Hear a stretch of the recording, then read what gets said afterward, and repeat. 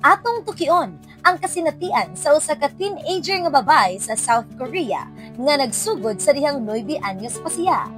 Kini ang kasinatian ni Eugene nga giuluhan.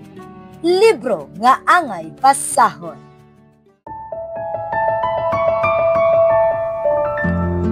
Sa dihang siyam katuig pa si Eugene, gihatagan siya sa iyang inahan og usa ka libro. Ang gamay nga libro mao ang Steps to Christ nga gisulat ni Ellen White.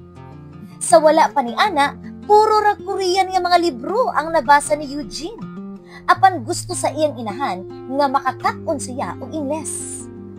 Ingon nga pasinugtanon nga bata, midiretso dayon si Eugene sa pagbasa sa libro. Nagbasa siya matag adlaw sa bus samtang nagbiyahe paingon og pabalik sa eskwelahan sa South Korea. Nagbasa usab siya sa iyang lunch break sa eskwelahan. Lisod para kaniya ang pagbasa sa Ingles nga teksto, mao nga iyang gisipyat kini ug gitapos ang Korean nga bahin sulod lang sa usa ka semana. Bisan og wala niya masabtan ang tanan nga iyang gibasa, nakabati siya og kusog nga pagbati nga kinahanglan siya magpabautismo. Miadto siya sa iyang inahan. Gusto ako magpabautismo. Ingon ni Eugene. Mitubag ang iyang mama. Kung mudako na ka, pwede ka magpabautismo. Kasagaran sa mga bata sa Korea, magsugod og una sa pagpabautismo sa dihang 13 anyos na sila. Wala si Eugene malipay nga maghulat pa og dugay. Apan masinugtanon nga bata si Eugene. Miagi ang panahon ug nagpadayon siya og simba matag Sabado sama sa iyang naandan. Apan ang iyang tuyo mao ang pag-apil sa Pathfinder ug uban pang lingaw nga kalihukan dili tungod kay gusto siya makaduol sa Dios. Sa dihang may tungtong na siya og 13, nagpabautismo si Eugene uban sa iyang mga higala. Apan wala na niya mabati ang parehas nga pagbati sa iyang nasinati sa dihang siyam pa kaanyo siya. Pag-abot niya sa teenager nga edad, mas daghan siyag panahon nga gigahin uban sa mga dili Kristohanong higala. Hinay-hinay nga napalong ang iyang gugma sa Dios. Mikaon siya sa mga pagkaon nga ginakaon sa iyang mga higala ug usahay wala na siya mosimba matag Sabado.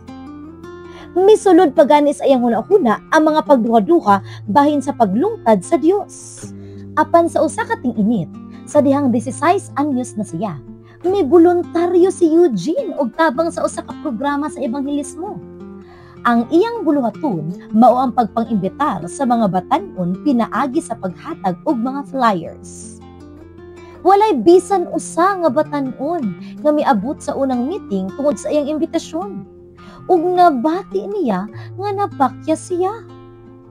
Usa ka misyonero nga nakabantay sa iyang kasubo, nagampo kauban niya. Sa iyang katingala, daghang mga batan-on ang iyang giimbitahan nga miabot sa sunod nga meeting. Usa ka gamayng siga sa pagtuo ang mipagawas sa kasing-kasing ni Eugene. Unya, misugod ang kusog nga ulan nga naghulga sa maong meeting. Nagampo siya ug mihunong ang ulan.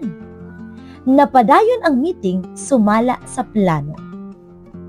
Pagbalik ni Eugene sa iyang Adventist nga high school pagkahuman sa ting-init o summer, lahi na siya nga tao.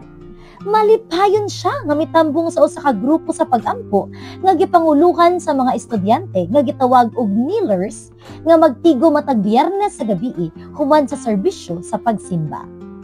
Nakadawat siya og bagong kopya sa Steps to Christ. Gibasa nila kini uban sa usa ka grupo sa mga estudyante o kneelers, tag usa ka kapitulo matag semana. Para kaniya, mura kini og bag-ong pagbasa.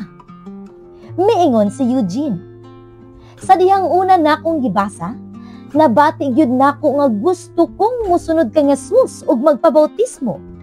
Sigurado gyud nga mobalik ang Ginoo. Nagskwela si Eugene sa Hankook Samyuk Academy nga makadawat og bahin sa 13th Sabbath offering karong quarter aron matukod ang usa ka gym og sentro sa pagbansay sa mga misyonero sa Seoul, South Korea.